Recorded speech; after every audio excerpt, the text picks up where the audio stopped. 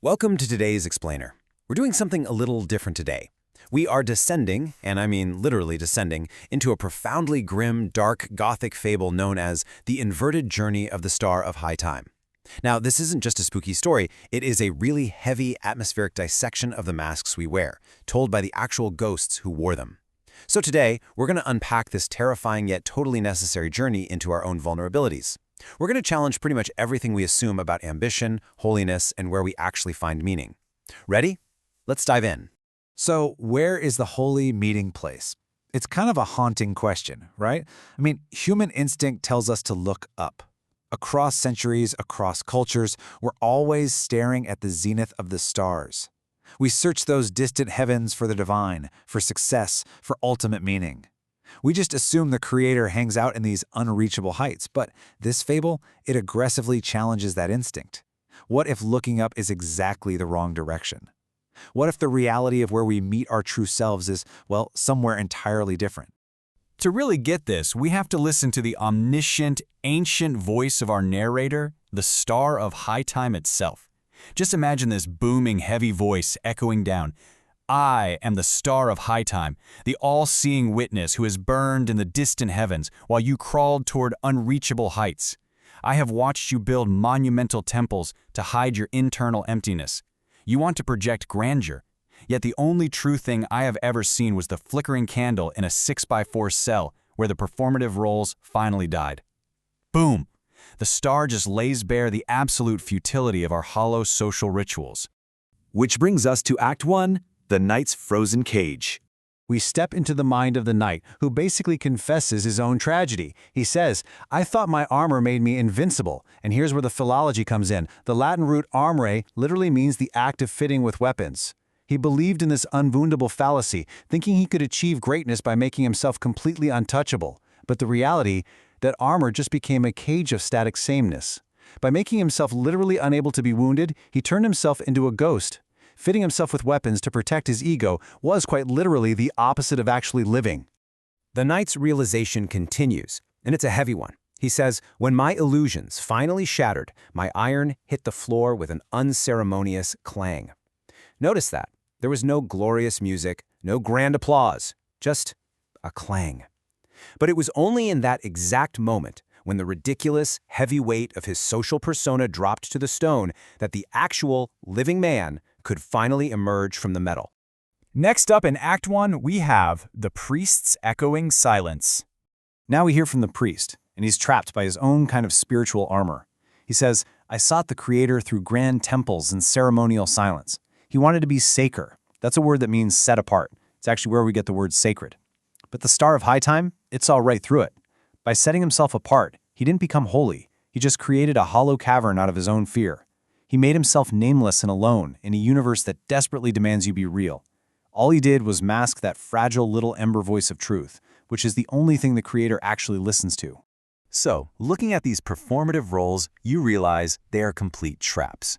You've got the knight's unwoundable steel, leaving him as a ghost trapped in sameness, and then you have the priest's holy silence, leaving him as a hollow cavern of fear.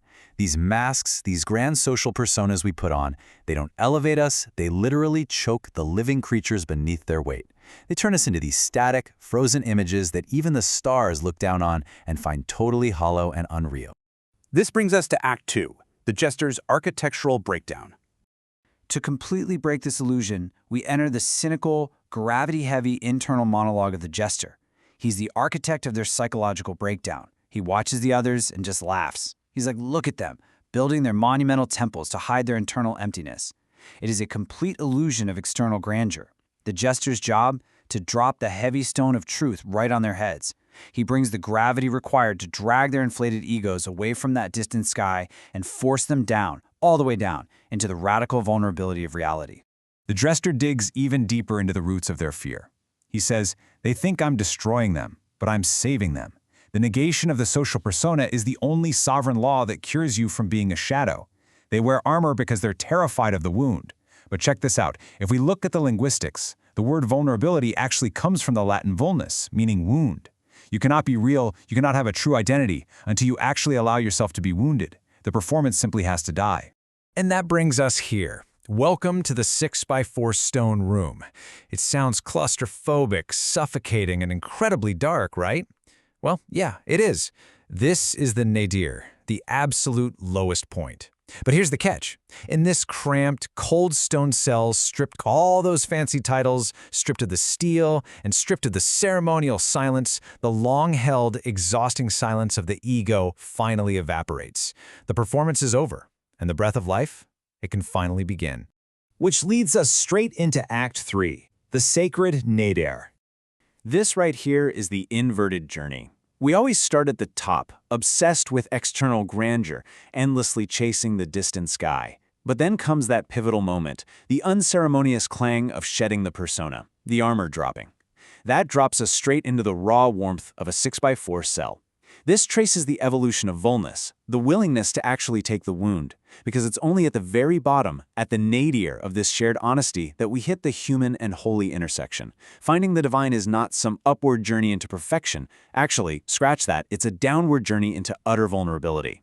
The parable of the constellation of wounds captures this beautifully. It says, "The only stars that matter are those found in the open space of shared human wounds." The star of high time is literally telling us, hey, looking up at the distant sky, completely useless. There is no holy meeting place in those heights. Instead, it's our mutual failures, our shared brokenness, our shared wounds. They form a constellation, and that human constellation is the only map that actually leads to meaning.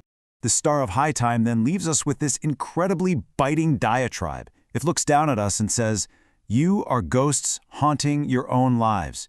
You trade the raw warmth of authentic human connection for the illusion of external achievements.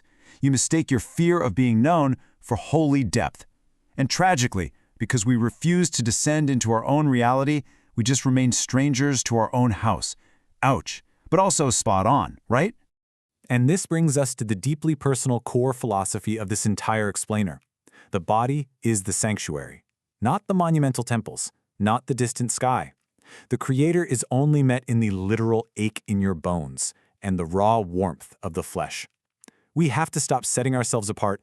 We've got to stop fitting ourselves with weapons and start truly engaging with the messy, vulnerable reality of being human. Because that, my friends, is where the true thing lives. So, I'm going to leave you with this final, provocative question.